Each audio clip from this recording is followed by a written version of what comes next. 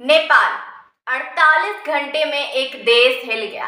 प्रधानमंत्री भाग गए, राष्ट्रपति देश छोड़कर निकल गए, संसद जल गई, नेता सड़क पर पीटे गए, राजधानी धधक रही है। सवाल ये है, क्या ये सब कुछ अचानक, ऑर्गेनिक, सिर्फ बच्चों के गुस्से का नतीजा है, या फिर इसके पीछे कोई और अदृश्य ताकत है जो पर्दे के पीछे से खेल खेल रही है? क्या नेपाल का हाल हमें बांग्लादेश, श्रीलंका, म्यांमार, पाकिस्तान की याद नहीं दिलाता? क्या एशिया के छोटे छोटे देश किसी बड़ी प्रॉक्सी वॉर की जिद में आ चुके हैं? क्या ये यूएस चाइना पावर गेम का हिस्सा है? क्या ये डीप स्टेट की चाल है?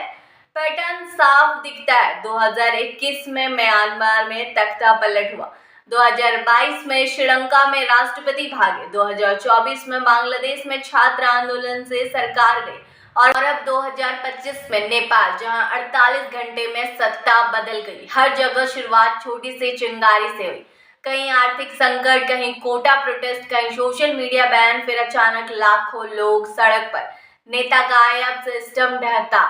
नेपाल के केस में 4 सितंबर को यूएस बेस्ड एप्स बैन हुए, Facebook, WhatsApp, Instagram, YouTube, x सब बंद, लेकिन चाइनीज टिकटॉक खुला रहा।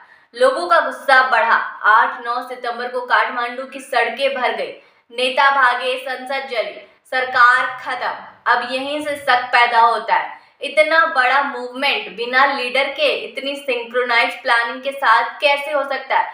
क्या ये महज इत्तेफाक है या कुछ और?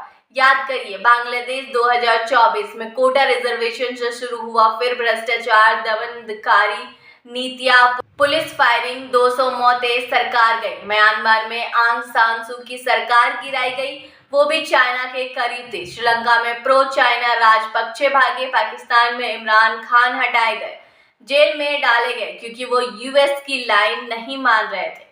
हर जगह पैटर्न एक जैसा है, जो देश चाइना के करीब गया वहां राजनीतिक हालत तेज हुई, गुस्सा भड़का, सरकार बदली, नई सरकार आई जो अमेरिका के अनुकूल थी। यानी सवाल ये नहीं है कि गुस्सा किस बात पर है, सवाल ये है कि उस गुस्से का मोड़ किसने, किस दिशा में और क्यों।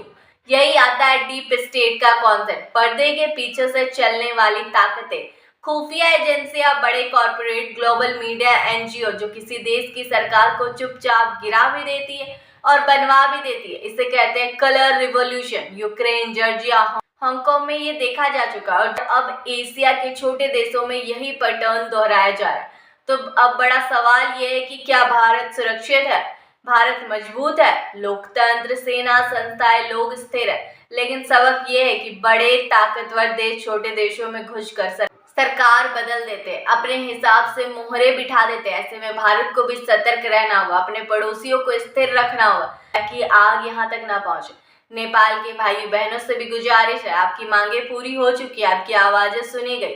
अब अपने मुल्क को मत जलाइए। देश को कमजोर करेंगे तो फायदा सिर्फ बाहर वालों को होगा, नुकसान आपका ही होगा। वक्त है नए नेपाल के निर्माण करने का, शांति, स्थिरता और उज्जवल भविष्य के साथ।